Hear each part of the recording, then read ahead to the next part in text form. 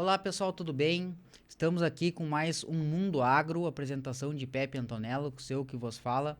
E hoje temos um convidado ilustre aqui, um amigo de longa data que nós conhecemos no CDL, que é o Daniel. O Daniel é produtor rural, é empresário, e ele veio aqui nos trazer informações do mundo do agronegócio, da realidade dele, de como ele age, como ele tem atuado dentro do agronegócio na região específica que ele trabalha, que é a região sul, né, Daniel, do estado. Então a gente vai trabalhar e conversar hoje com ele sobre esses assuntos e também ele é um dos responsáveis, talvez o que mais puxou à frente, né, Daniel, ali, da questão da tirada de água do aeroporto, ali da drenagem, né, que todo mundo deve ter visto essa notícia aí nacionalmente. A gente vai iniciar aqui. Daniel, se quiseres nos comentar a respeito primeiro da pauta da retirada de água do aeroporto ali, depois a gente parte para a tua empresa ali, para a Coragron Agropecuária, né? Isso mesmo. E tu pode nos ir colocando sobre isso aí. Pode ficar à vontade. Não, maravilha, então. Muito obrigado, Pepe. Muito obrigado, Jovem Pan, aí, por poder estar compartilhando um pouco da nossa história, né? E eu acho que começando um pouco pela história do aeroporto, é uma história que nos dá muito orgulho de contar. Na verdade, começou, né, todo esse processo com uma turma de Pelotas, de alguns engenheiros de Pelotas, que, como sabiam que as águas da Lagoa dos Patos ia descer para Pelotas, eles tiveram, vamos dizer, tempo para se preparar para tudo aquilo que se viveu em Porto Alegre sem nenhuma previsibilidade. E quando eles viram que essa água iria descer, eles se juntaram, alguns produtores, eu posso citar aí o Lauro Ribeiro da Canoa Mirim, o Antonioni, que é um engenheiro que trabalha com toda essa parte de drenagem, de irrigação, um excelente técnico que nós temos aí no nosso estado, mais o Fabrício Iribarren, o Henrique Levian, o Guilherme Gadré, e juntos eles viram a oportunidade de usar as bombas que a gente usa nas nossas lavouras de arroz para fazer um sistema em Pelotas de contencioso caso as águas descessem, que estavam praticamente certo que elas desceriam, Sim, de que maneira eles poderiam ajudar as cidades. Lá, abertamente, prontamente, a Prefeitura de Pelotas abraçou o projeto e realmente eles fizeram lá os locais onde era possível, dentro do município de Pelotas, de fazer um sistema de dique ou acomodar um sistema de dique que existia e usar as bombas para tirar possíveis águas que pudessem entrar. E lá teve um extremo sucesso e ao longo desse processo acabou aparecendo e Porto Alegre, vimos a oportunidade aqui em Porto Alegre de trazer esse projeto para Porto Alegre. Então foi nesses grupos de voluntários, eu desde o início do processo todo, infelizmente da catástrofe que nós vivemos, eu estava ajudando como voluntário em diversas áreas e um dia me procuraram, sabendo que eu era roseiro, de que maneira a gente podia ajudar. E aí eu coloquei em contato, num primeiro momento, eles com o DEMAI, e fizeram o projeto de ajudar aqui em Porto Alegre. Nisso eu até não participei do início, eu fiz a ponte, depois foi uma conversa deles e se viu a oportunidade de drenar o aeroporto de Porto Alegre. Por que o aeroporto? O aeroporto nos trazia, além de toda a importância econômica que tem o aeroporto, além de, ao drenar o aeroporto, nós drenarmos os bairros ao entorno, ele tinha viabilidade, porque a gente precisaríamos tirar água de um lado, jogar para o outro e que essa água não atrapalhasse ninguém. Teria que ter uma questão técnica ali, de distância e tal, e ali tinha praticamente todos os quesitos necessários. Exatamente, tinha todos os quesitos necessários, essa água ia para o Rio Gravataí. E então nos mobilizamos, prontamente indústrias de máquinas nos ajudaram, revendas de máquinas. A Federarroz, que é a nossa Associação dos Arrozeiros, nos deu um super apoio nisso também. Destaco aí o nosso presidente, Alexandre Velho, que vem fazendo um trabalho fantástico na Federarroz. E me chamaram para ser, vamos dizer, a pessoa a liderar o projeto aqui em Porto Alegre, dentro do aeroporto. Quando chegamos lá, eu confesso, Pepe, que não acreditava que nós iríamos conseguir drenar, era muita água. A gente estima que o aeroporto ali teria em torno de 140 hectares e nós tínhamos 300 hectares com uma lâmina de água grande e profunda para drenar. Quem viu a enchente de Porto Alegre sabe do que eu estou falando. Sim, gigante. Gigante. E aí começamos todo o processo, uma dificuldade, conseguir cano naquele momento que as lojas ainda estavam muitas coisas fechadas por estar embaixo d'água. As empresas de máquinas prontamente mandaram as máquinas, mas nós precisava de mão de obra. E aquela história da corrente do bem, né? Acho que quando a gente pega... E aí nos juntamos, outros produtores vieram nos ajudar prontamente atenderam ao pedido. Trouxemos equipes do interior que conhecem o manejo, porque nós botamos bombas ligadas nos nossos tratores, não eram ligadas à energia. Pessoal da prática mesmo lá da Pessoal lavoura. da prática da lavoura, exatamente. Então, nesse momento, a gente vê o quanto é importante a prática do dia a dia, né? Então, é o cara que sabe mexer em cardan, sabe mexer em trator, sabe ligar terceiro ponto, sabe rotação correta, sabe também o fluxo de águas, né? Isso é uma coisa importante de como... Sim. Está acostumado a montar isso nas nossas propriedades. Mas aqui num ambiente completamente diferente e todo cheio também de segurança, né? Nós estávamos dentro de um aeroporto com a Fraport, que nos deu apoio, nos abriu as portas lá, nos dava segurança, e o DEMAI, que fazia toda a questão técnica do para onde essa água ia. Mas, enfim, em 10 dias conseguimos... Foi extremamente gratificante, eu lembro, até rolou vídeos aí na internet, a primeira bomba ligada, a gente gritava, foi uma emoção, e ali foi ligando, chegamos a 9 bombas ligadas. Cada dia que a gente saía, de noite voltava, as bombas, algumas desligadas, tinha que ligar de novo, e por incrível que pareça, a gente conseguiu finalizar o serviço, o aeroporto de Porto Alegre foi entregue 100% drenado. Já no final do nosso processo, teve uma parte que nós tivemos ajuda de 2 bombas da Sabesp, mas eu me orgulho em dizer que eu acho que 90% daquela drenagem foi feita pelas bombas dos arrozeiros. Tinha umas bombas da Fraport também que foram ligadas ao longo do processo. E teve um dia de comemoração lá muito legal, assim, onde a senhora, que é Andréia, que é a presidente CEO da Fraport, foi lá, fez todo um reconhecimento e conseguimos deixar a nossa marca do agro, dos arrozeiros. Acho que foi uma ação assim que todo mundo tem que se orgulhar. É uma ação de muitos. Eu talvez fui o porta-voz. Claro que foi um aprendizado, liderar voluntários, conectar pessoas. Teve uma construtora também que veio junto, nos ajudou. E a gente deixou, como eu digo para todo mundo, eu acabei de fazer uma homenagem para meus funcionários lá que tiveram aqui e dei um presente, um quadro com a história de, cara, vocês ficaram na história dessa enchente. É muita relevância, né? Muita relevância, porque as tragédias também fazem parte da história, né? Se nós for olhar, quanta coisa tentou se resgatar agora de 1941. E provavelmente daqui a 10, 15, 20 anos, nós vamos lembrar lá que o pessoal do agro, que os arrozeiros, que vários vieram, drenaram o aeroporto. E muitas vezes as pessoas perguntam, mas ele ainda não está aberto.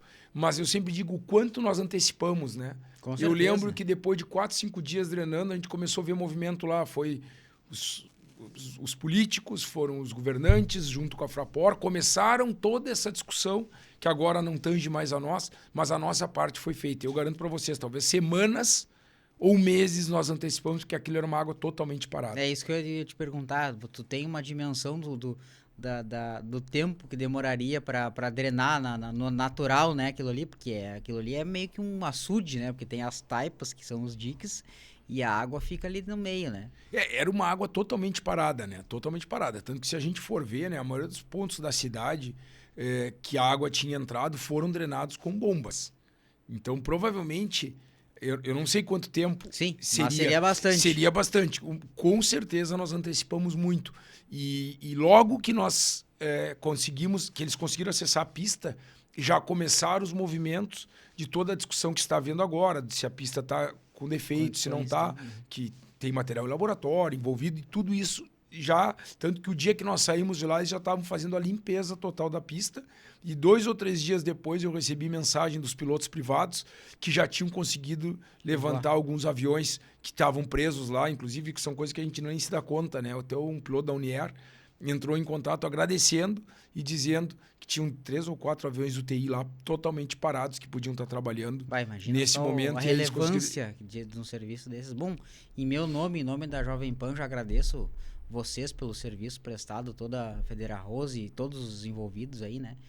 Foi literalmente sensacional a atitude de vocês, que de tanta relevância que nos trouxe... inclusive a movimentação de volta. Eu estava lendo que alguns órgãos conseguiram chegar para fazer transplante. A gente não tem dimensão, às vezes, de onde é que vai parar a coisa, né? Mas um aeroporto tem uma relevância extraordinária dentro de uma região pra gente aí. E literalmente foi sensacional o trabalho de vocês aí. A gente agradece de coração mesmo aí. Todo o povo gaúcho agradece, né? Eu fico... Muito obrigado, mas é um trabalho de muitos. Eu gosto de valorizar isso aí, porque muitos... E uma coisa assim, né, Pepe, que foi muito gratificante, porque por ser um trabalho voluntário, ninguém de nós estava recebendo nada por aquilo ali.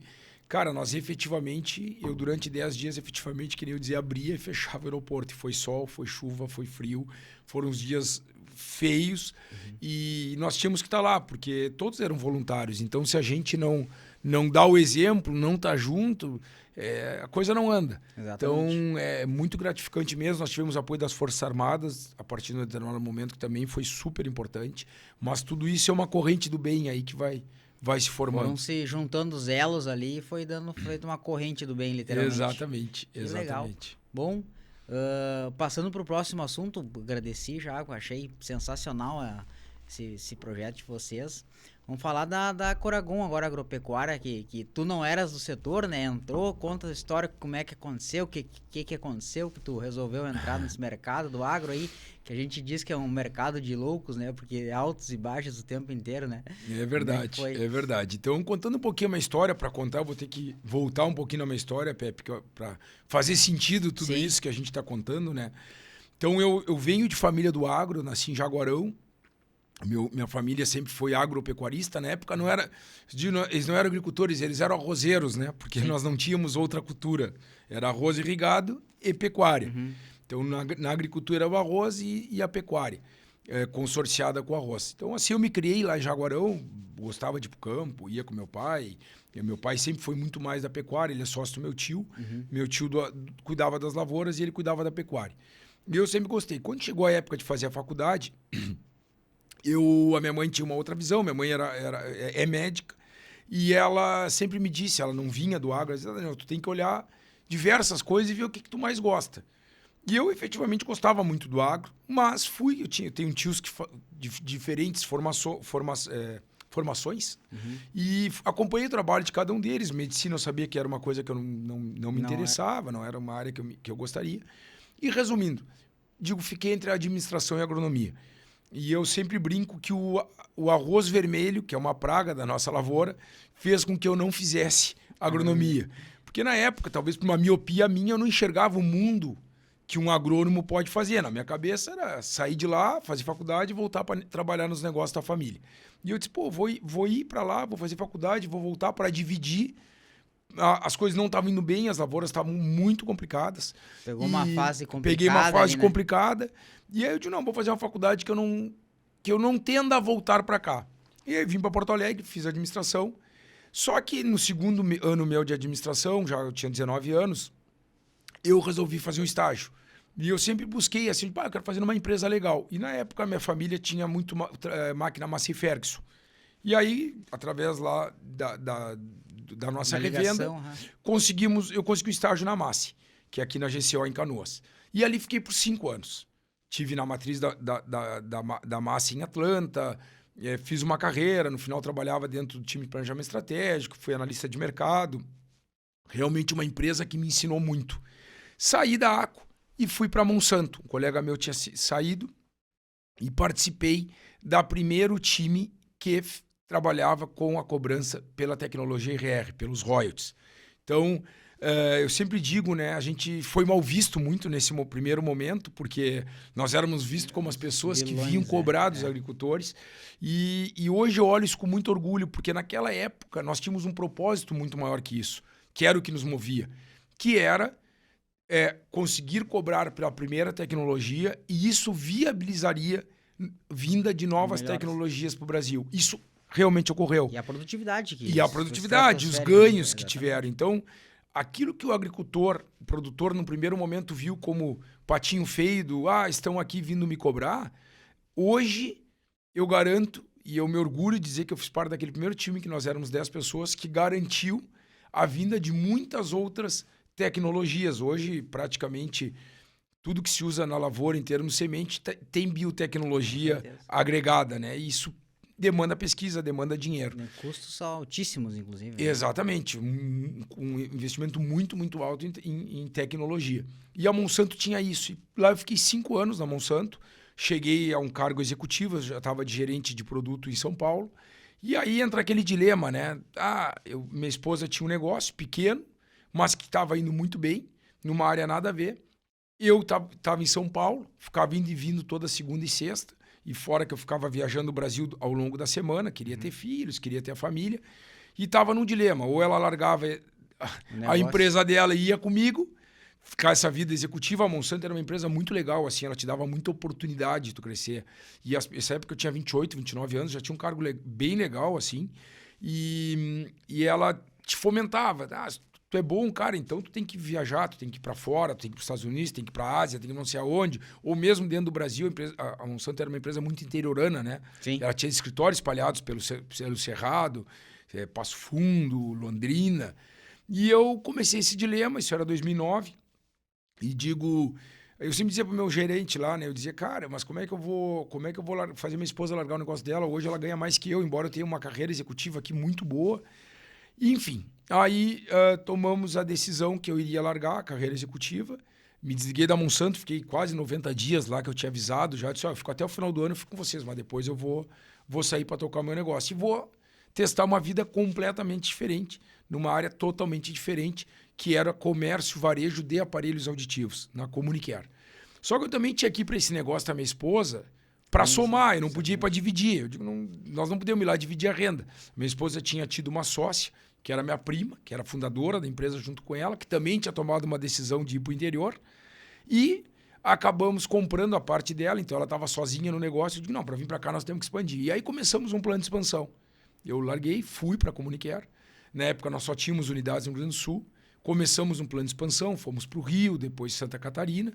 Enfim, fiquei nessa jornada até o ano passado. Essa empresa acabou crescendo bastante.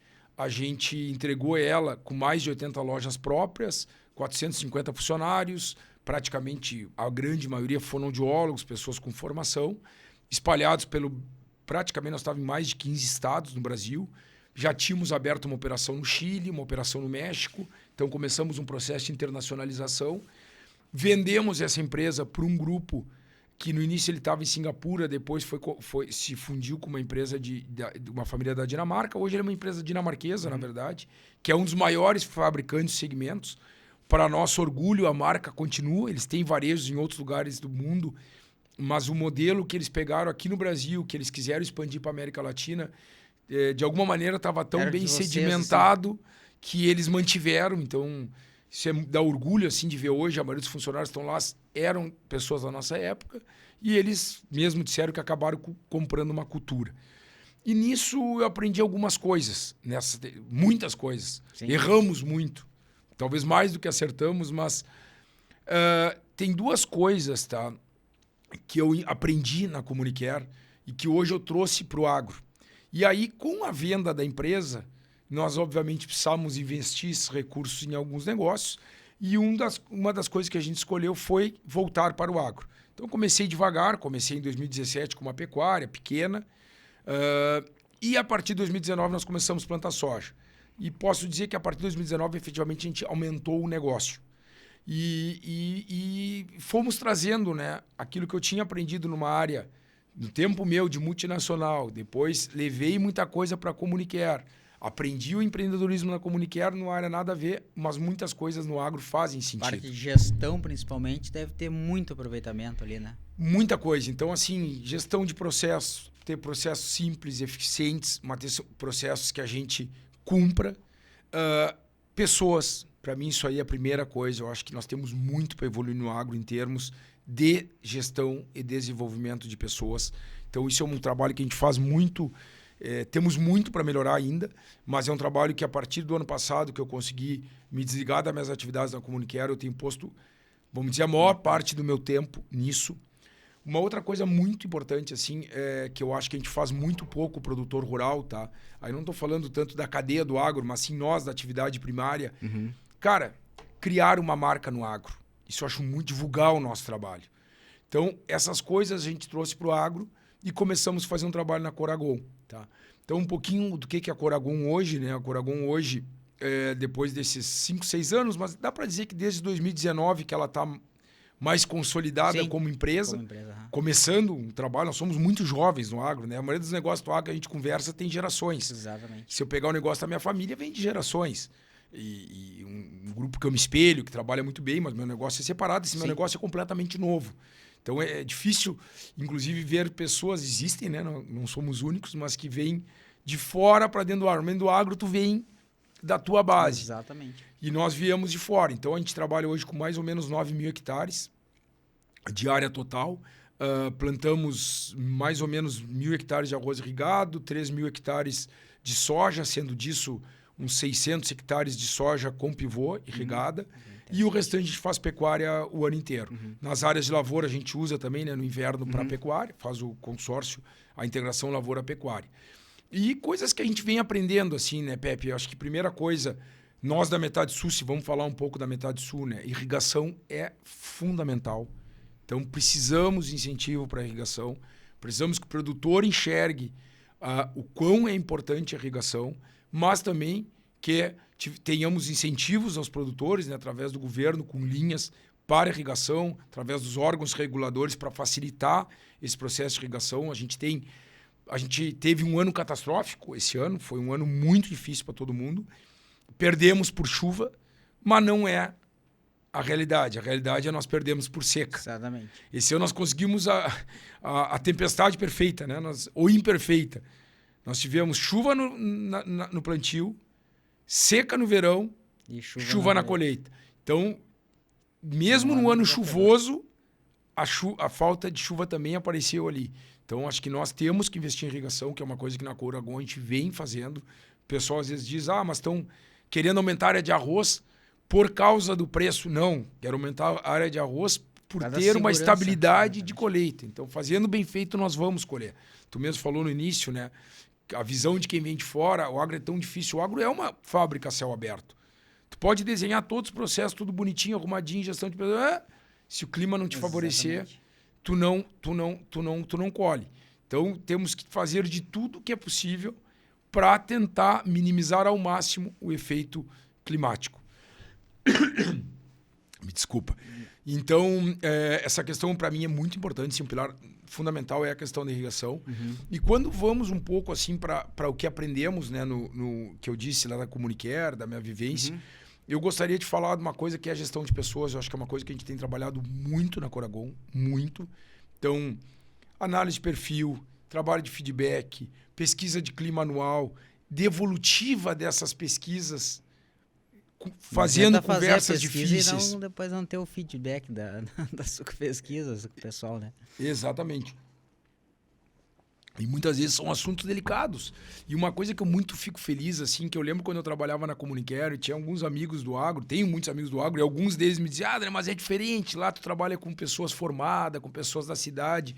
E eu dizia, cara, ser humano é igual em tudo que é lugar. Todo mundo tem suas ambições, todo mundo tem suas aspirações, nível maior, nível menor, somos todos seres humanos. Cada um com a sua realidade, Cada um com a sua realidade. Então, ver hoje o que a gente faz no agro, tipo um trabalho de endomarketing que a gente começou a fazer, muito legal. Ver o reconhecimento, como as pessoas se sentem bem com o reconhecimento.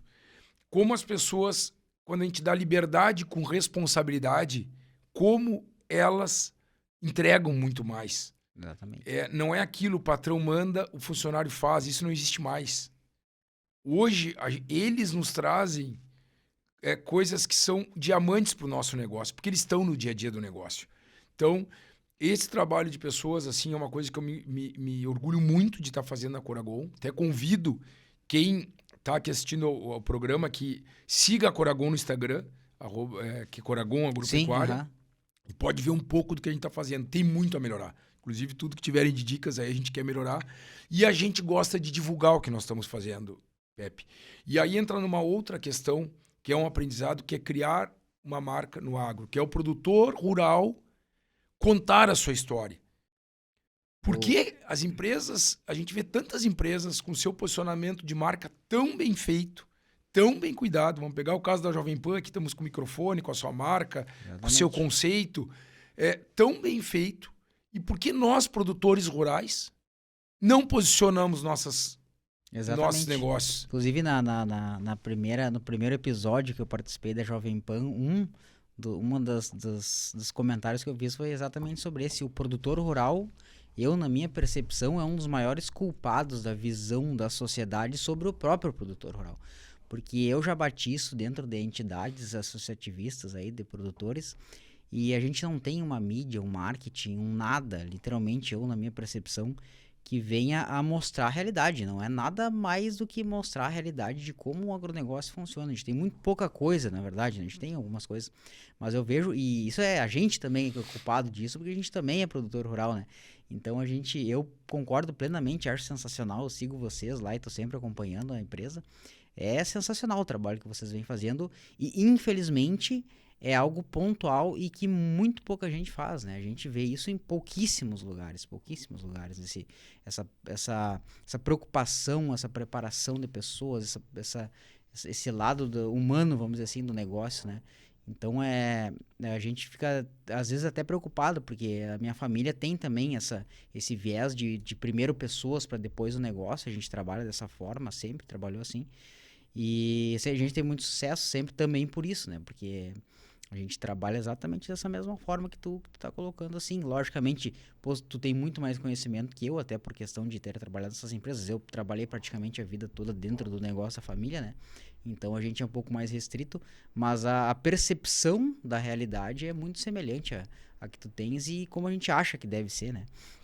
Não, bem legal, assim, e eu vejo o quanto vocês também trabalham marca, né? Eu vejo, Exatamente. eu convivi contigo no CDL e vendo tu falar assim, né, Pepe, pensando aqui, muitas vezes a gente espera pelas entidades. A gente cobra das entidades, Farsul, Federal Rosa, enfim, várias outras entidades nossas do agro.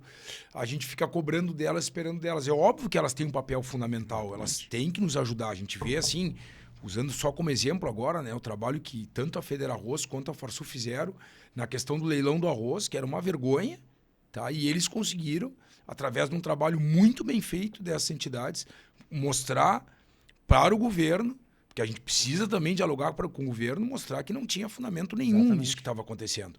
E temporariamente aí estamos com os leilões suspensos. Então, elas são muito importantes, mas tem coisas também que nós temos que produtores rurais. E eu acho que eu sempre gosto de olhar como classe, sabe? E se tu me perguntar uma coisa que eu gostaria, eu não quero ser só a Coragon. Eu gostaria de ver outros produtores rurais também trabalhando suas marcas, também divulgando um trabalho tão bonito que a gente tem. Exatamente. Porque se a gente quer ter perpetuidade para o nosso negócio, não pode ser a propriedade do Daniel Gonçalves. Não pode ser o funcionário do Daniel Gonçalves, não pode ser o trator do Daniel Gonçalves, não pode ser a lavoura. Isso tem algo maior. E esse algo maior, no nosso caso, é a Coragon Agropecuária. Eu tenho gestores lá, eu tenho agrônomos formados que trabalham comigo, experiência, que tocam as suas propriedades dentro da sua área como se fossem deles. O que eles precisam saber muito claro é quais são os valores dessa empresa, qual é o propósito, qual é a cultura, ter uma cultura muito clara, ser transparente nisso. Eu, sexta-feira, agora tive um encerramento de safra com todos. Senta todo mundo e eu explico exatamente como nós fomos, como é que foi o resultado, como andou, como colhemos, quando não colhemos. Então, temos que trabalhar para dentro, mas temos que trabalhar para fora a nossa marca. Exatamente. E esse trabalho tem que ser com verdade. Também nós temos que comunicar o que existe. A realidade. A realidade. É. E no momento que a gente começa a comunicar a realidade, a opinião pública da cidade começa a ver o quão bonito é o nosso trabalho. Exatamente. E nós deixamos de ser, muitas vezes, o patinho feio. Porque muitas vezes a culpa do quanto o agro é criticado em alguns momentos também nós temos que fazer a meia-culpa e entender que a gente também não comunica bem. Não, então, a gente não comunica nada, praticamente. Ou não comunica nada. E nós não temos que esperar sentado pelas entidades. Nós temos que sair a fazer. Exatamente. Vamos nós fazer, vamos comunicar sem medo. Vamos, então, eu cito alguns trabalhos assim rápidos que a gente fez, coisas simples, que dão um impacto gigantesco. Esse ano nós demos um caderno personalizado lá para cada filho de funcionário, com kit escolar. Uma coisa simples. Exatamente. Mas imagina o impacto daquela criança chegar numa escola, 99% de escola pública, sentar do lado e ver que ali está a marca do lugar onde o pai dele trabalha. O orgulho, né? O orgulho. A gente faz algo muito semelhante, só que a gente pega de fornecedores os cadernos, né? Sim. E a gente monta o kit e dá para as crianças que legal, também. Que exatamente legal. O mesmo processo que faz. E nós botamos lá a marca Coragon, aí vai, passa. Então a criança começa a olhar com orgulho. Esse ano criamos o Dia da Família na Colheita.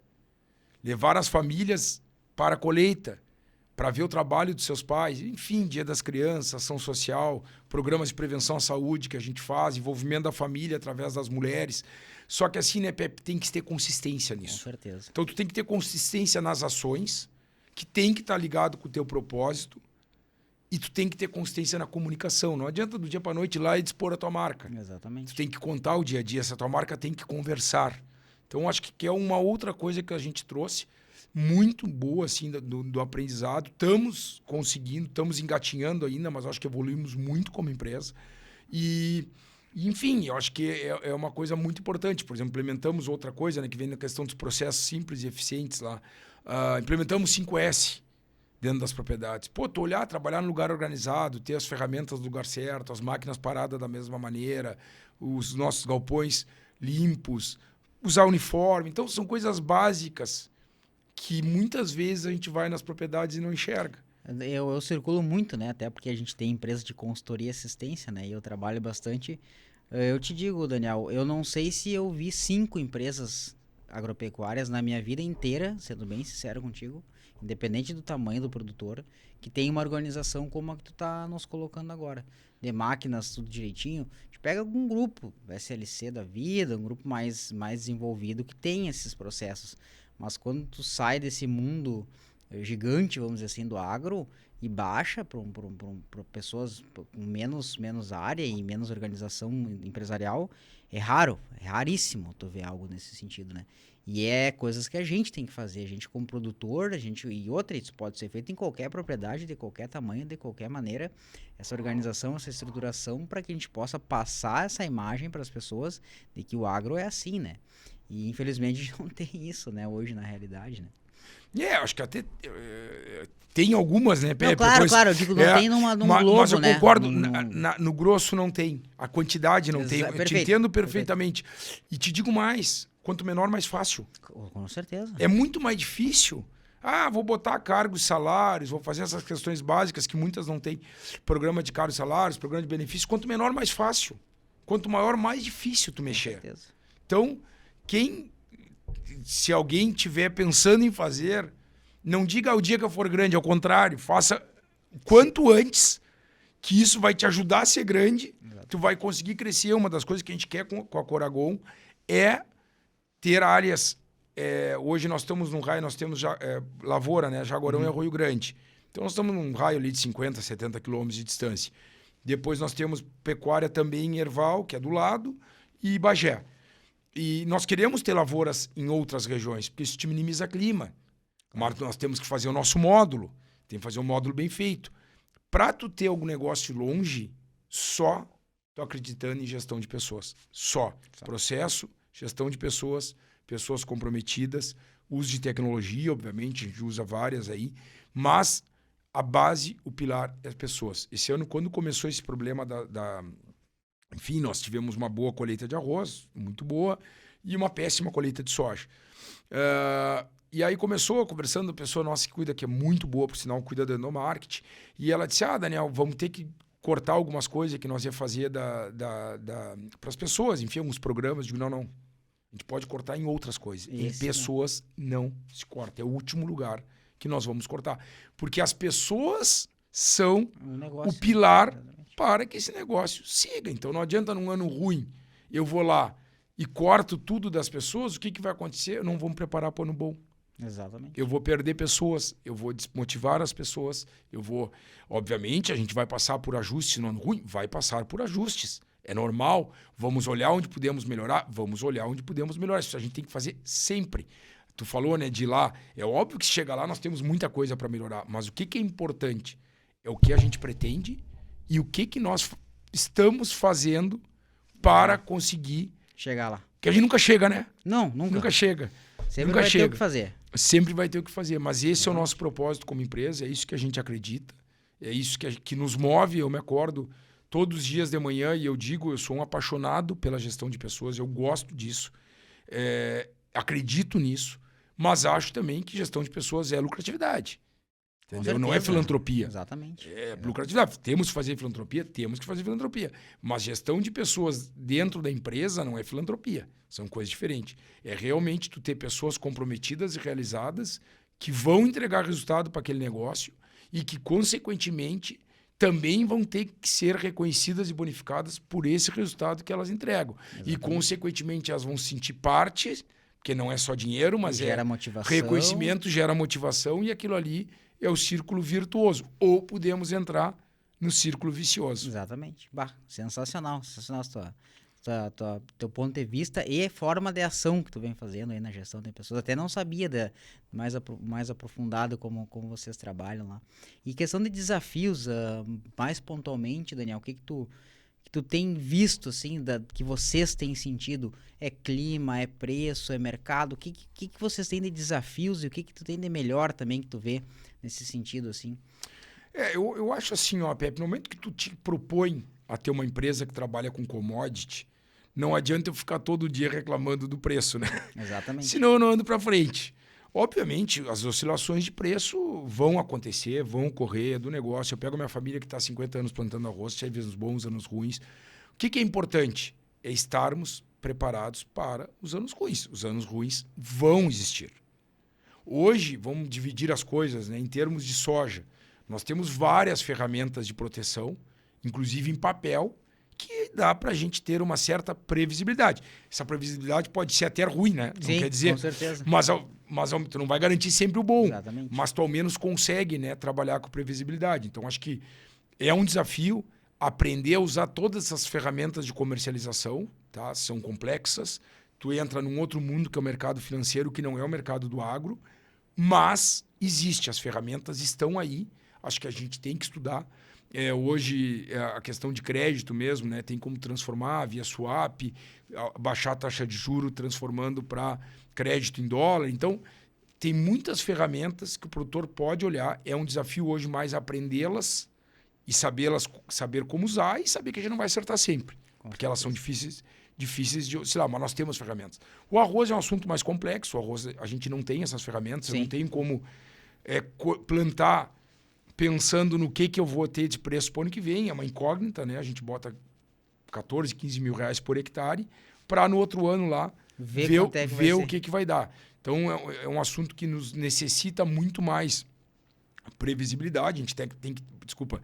A gente está muito mais no imprevisível e precisamos estar preparados para os momentos ruins, que a gente sabe que vão ter. Vão oscilar, vão ter.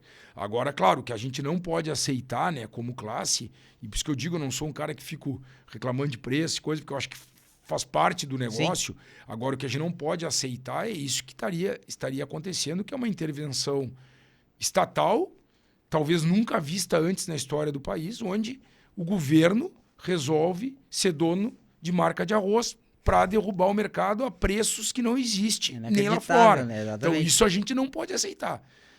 O mercado se autorregula, importações vão acontecer, já devem estar acontecendo, e faz parte do mercado. Mas empresas privadas indo lá, buscando arroz de fora e não através do intervencionismo do governo. Então, voltando à tua pergunta, eu acho que preço é nós estarmos preparados, usar as ferramentas que tem, mas saber que vamos ter anos de preços ruins.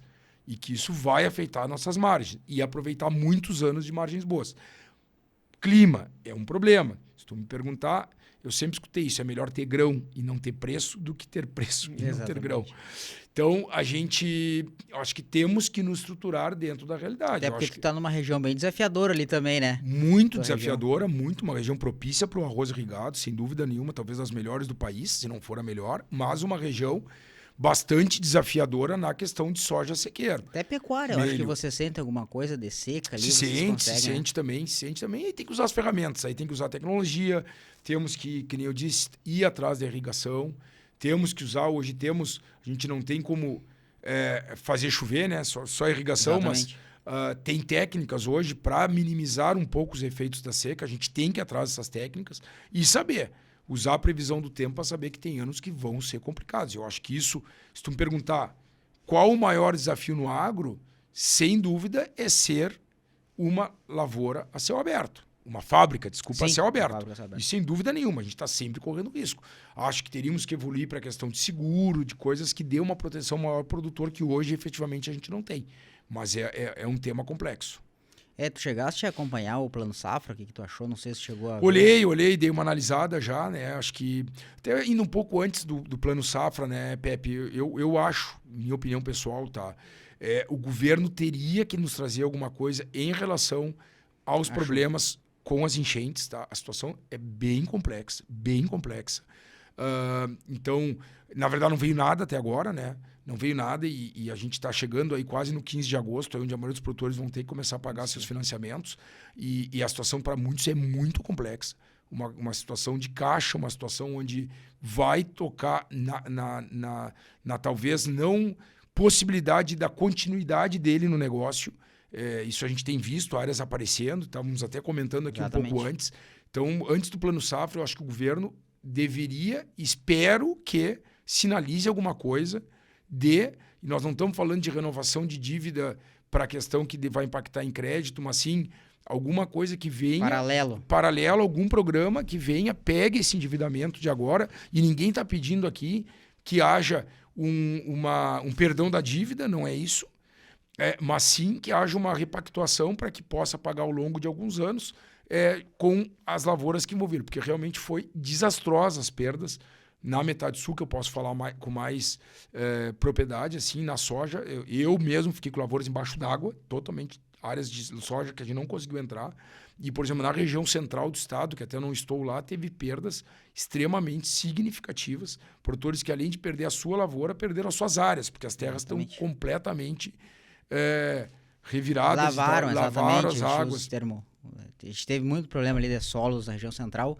Inclusive, sexta-feira teve um evento na UFSM em Santa Maria justamente sobre isso, porque foi algo gravíssimo que aconteceu, porque eu não sei o volume de chuva que teve lá na tua zona, lá porque eu não acompanhei, mas na nossa região, que é a central, a nossa base ali, choveu quase 1.500 milímetros em 30 dias. É algo surreal, né? A gente vê. Nós em foi 2 dias choveu 640 milímetros em 40 horas. Não chegou a dar 48 horas, mas choveu 600 e alguma coisa em 40 horas. É algo... Tu imagina no solo que fez. Levou embora praticamente tudo que tinha, né? Só, mesmo em áreas de coxilha que não teve...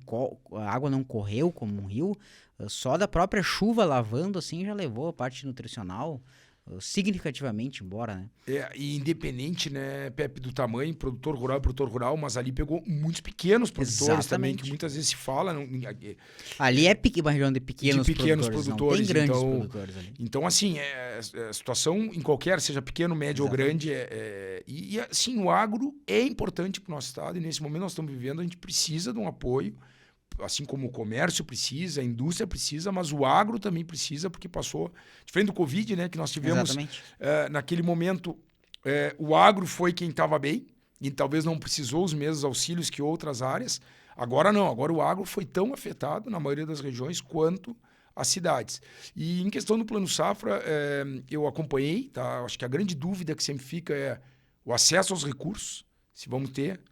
Então, vem planos, às vezes, bons, quanto vai ser fácil acessar esses planos, esse dinheiro com juros subsidiados, né? Os juros do governo aí via BNDES. Agora, no que tange a juros livres, sempre o produtor tem que tomar muito cuidado nisso aí, né? Porque às vezes é aí que as taxas são muito altas. Então, acho que o produtor sempre tem que ficar de olho nisso e tentar, de alguma maneira, acessar essas taxas que vêm dentro do programa federal aí, que às vezes é difícil de acessar, né? Essa é a grande dúvida que fica, sempre que lança tá? E como vou acessar? Vai estar disponível? Tem lá o Renova Agro, que é um programa muito bom, que o pessoal pode olhar para ele. Mas vai ter recurso, eu vou fazer meu projeto, eu vou ser contemplado? Como que vai funcionar isso aí, né? Perfeito, a gente fez algumas análises do Plano Safra, enfim, e juros livres, que tu comentaste. E com as margens atual, hoje, teoricamente, nenhum dos dois seria viável para os produtores pegar. Por questão de preço de commodity, custo de produção, margem de lucro, a gente chegou nessa conclusão. A gente usou cooperativas como base para crédito livre na faixa de 16% a 18%, está os juros livres, que na minha concepção, é completamente fora da realidade. Totalmente inviável, não tem condição nenhuma. Não tem como pagar isso aí. E os 10,5% a 12,5% do governo, ali do BNDES, a gente ainda acha que é um pouco inviável, mesmo sendo mais barato para a realidade atual, logicamente, de custo versus produtividade versus margem de lucro. Logicamente que a pessoa tem que trabalhar, tem que produzir, melhorar a produção, que vai aumentar as margens e vai conseguir. Mas a gente acha que foi muito sucinto, que o governo literalmente não se preocupou com o Rio Grande do Sul, não lançou uma única linha específica, que nem tu disseste ali, dentro da nossa empresa, que é uma empresa do universo de aproximadamente 800 clientes ativos. algo em torno de 10 a 20%, se não tiver nada de ajuda, vai parar. Eles, inclusive, a gente teve 6 clientes que já pararam, eles já entregaram as áreas, as próprias eles já botaram para arrendamento e as máquinas eles já botaram para venda. Eles não vão mais trabalhar, porque eles não têm mais condição, não têm mais condição financeira de continuar na atividade, independente do que aconteça. A não ser que o governo, que nem tu disseste, que não vai acontecer, perdoasse, não, tu vai me pagar daqui 20 anos, que a gente acha que não vai acontecer. Mas a situação é terrível, eu estou usando essa palavra, assim, terrível para pior. O que está acontecendo dentro do agronegócio. A tua região lá não acompanho muito, então não saberia como faz, mas na nossa região, o impacto tanto no comércio, quanto na indústria, quanto no serviço, pelo não êxito do agronegócio, está sendo estratosférico. Assim, é algo surreal que a gente vem vendo ali. Provavelmente lá na Jaguarão, acho que é mais dependente ainda do agronegócio do que a nossa região ali, que tem muita indústriazinha para cá e para lá. Então, acho que isso gera, não é só o agro, é toda a cadeia econômica que vai ser afetada, porque o Rio Grande do Sul, praticamente 50% do PIB gaúcho é advindo direto ou indiretamente do agronegócio. Então, ou seja, se esses 50 não funciona, os outros 50 não vai funcionar também, não vai ter comercialização, não vai ter giro econômico, não vai ter nada semelhante, né? Tu falou muito bem, Pepe, a nossa região é mais dependente ainda, a nossa metade sul, infelizmente, é uma região pobre, né, do estado, a gente sabe disso. E eu não sabia que a de vocês estava tanto quanto a nossa. A nossa é a mesma coisa. O pessoal que trabalha, os sojicultores, que foram muitos que trabalham, que foram para aquela região, que eles mesmos trabalham, muitos deles, eles estão no dia a dia da sua lavoura e tal, contratam gente, mas eles estão ali no dia a dia, operam junto e estão muito sofridos. Então, eu concordo plenamente contigo. E não é o impacto no agro, é o impacto nas cidades, é o impacto na movimentação econômica do estado e dessas regiões o impacto é maior ainda. Então, sem dúvida nenhuma, por isso quando tu comentaste do Plano Safra, eu digo, antes de falar do Plano Safra, eu gostaria de falar de alguma coisa que venha, e eu ainda tenho a expectativa, espero que venha. Se tu me perguntar, eu espero que venha. Não tanto laço, por mim, tá, mas porque eu vejo assim colegas, e a gente tem que olhar para os lados. Eu acho que se a gente é solidário, a gente é solidário sempre. Tem que olhar para os lados e tem gente que a gente vê que não vai conseguir ter continuidade. Exatamente. E vou dizer o que é pior. Não vai ter quem pegue aquela área. Exatamente. Que é isso que eu estou vendo. Exatamente. É isso que eu estou vendo. Então ele sai, mas aí consegue um arrendamento mais barato. Mas às vezes nem com arrendamento mais barato, porque a atividade não vai ter capital, não vai querer, vai ter o medo da seca que está vindo. Então, nós vamos ter, não vai ser uma troca de mãos. Exatamente. Vai ser daqui a pouco, a gente vê áreas sem ter quem plantar. O que é péssimo, porque tu estraga a cadeia. Não, exatamente. Então, é isso que a gente precisa. Eu acho que nossas entidades estão firmes nesse propósito. Teve todo esse movimento em Cachoeira. Parece que vai ter uma outra manifestação aí. Eu espero que venha alguma coisa. Eles fizeram lá, até acompanhei lá em Cachoeira. Foi bem interessante o que aconteceu lá. Achei sensacional. Só que eu achei pouco interesse da classe política em abraçar a causa. Essa foi a minha percepção como Pepe. Eu achei assim que a classe política não deu a devida importância pela situação, pela realidade do que está acontecendo, porque eu acho que eles não estão querendo ver ou não chegou a informação certa para eles, porque não é possível que com tudo isso que a gente tenha visto, que a gente está vendo e viu, que eles não tenham um pouquinho de noção e ciência do que de fato está acontecendo hoje no agronegócio do Rio Grande do Sul. É algo, na minha concepção, é terrível, assim, terrível. Por isso que eu digo, eles falaram, né, que teria alguma coisa uma semana após o Plano Safra, o anúncio do Plano Safra, que não iriam anunciar junto nada. Esperamos, só que precisa de uma previsibilidade. Exatamente. Porque o que acontece, né? É uma cadeia que está por trás disso. Então, não é só o produtor, ele tem que pagar o banco, mas ele tem que pagar a revenda. Exatamente. Ele tem que comprar já insumos. Nós estamos praticamente na próxima safra. Exatamente. E se nós colhemos até junho, e dia 20 de setembro nós estamos plantando de novo. Só que para plantar dia 20 de setembro o nosso arroz, a gente precisa começar a mexer em terra agora, porque nossas terras estão demolidas. Isso é a realidade de todo mundo.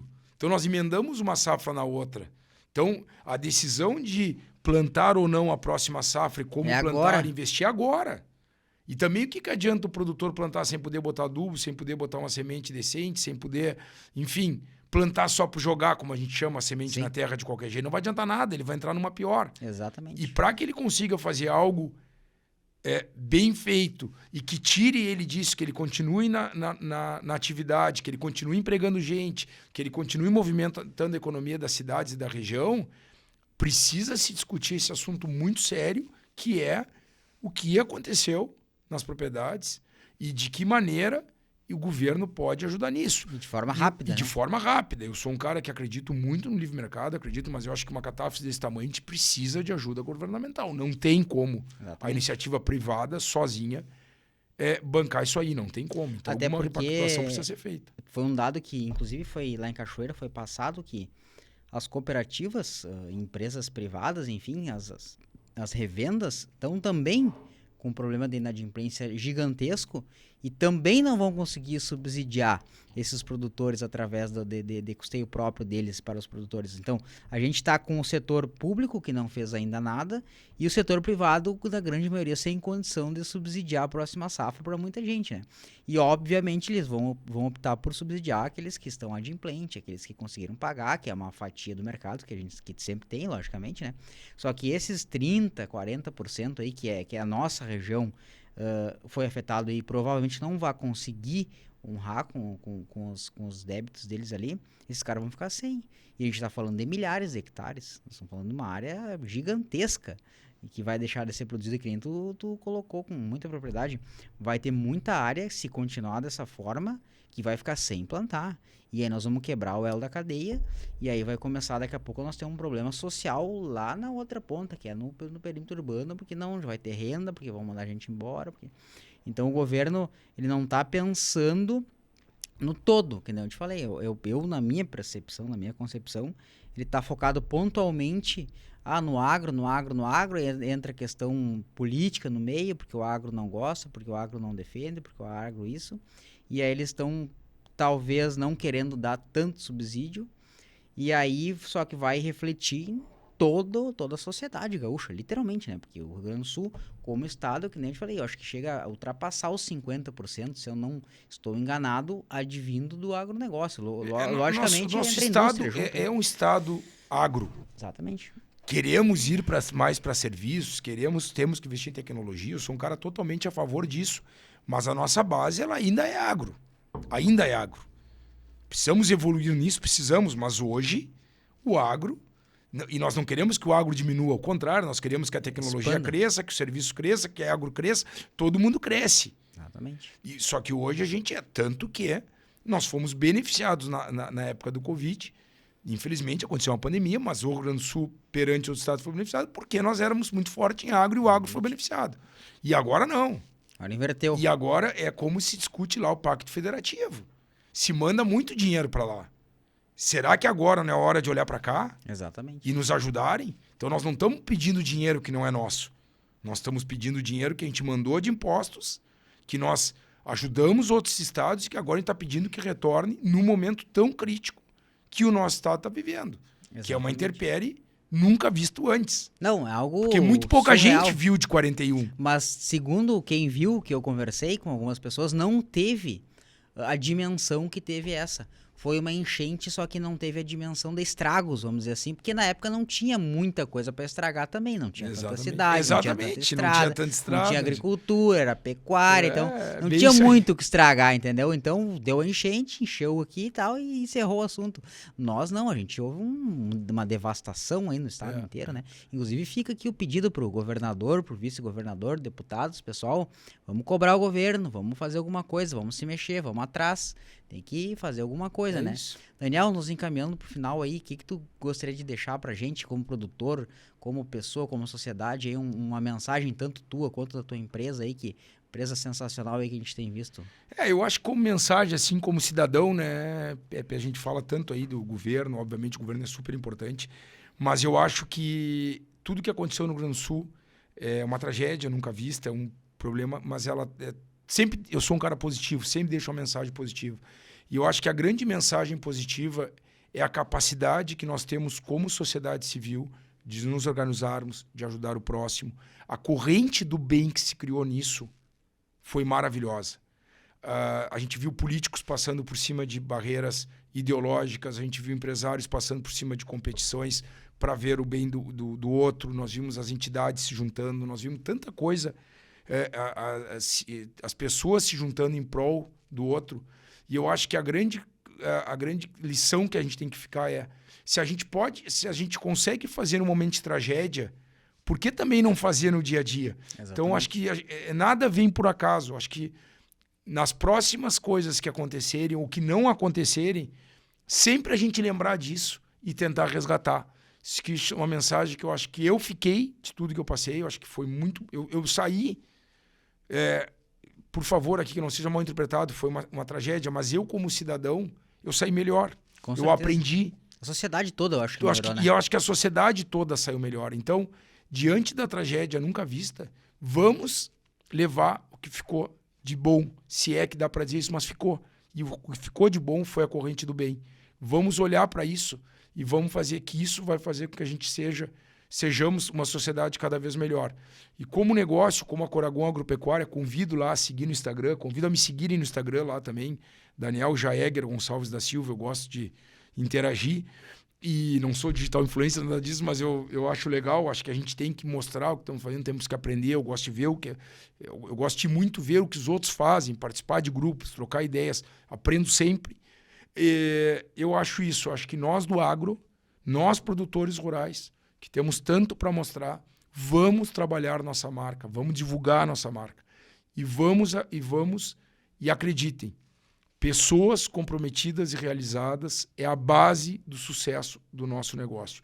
E isso não é filantropia, porque isso é bom para o nosso negócio, mas também acaba ajudando a nossa sociedade a ter uma sociedade melhor, porque a gente envolve a família, a gente cria uma dinâmica do bem muito boa.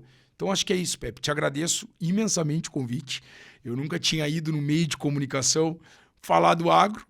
Para mim é uma coisa nova, mas tenho muito orgulho de ser empresário, tenho muito orgulho de viver aqui no estado e hoje eu tenho muito orgulho de dizer que eu sou um produtor rural. Muito obrigado. A gente que agradece. As portas estão sempre abertas aqui da Jovem Pan, do nosso programa também. E a gente agradece profundamente a tua disponibilidade de estar aqui, de corroborar com a gente aí, nos trazer todas essas informações. Pessoal, mais um Mundo Agro com o Daniel, aqui uma pessoa incrível que vocês viram aqui, um sensacional apresentação dele. Te agradece e nos acompanhe aí, o Mundo Agro com Pepe Antonello. Até a próxima edição, pessoal. Tudo de bom para vocês, muito obrigado e fiquem com Deus.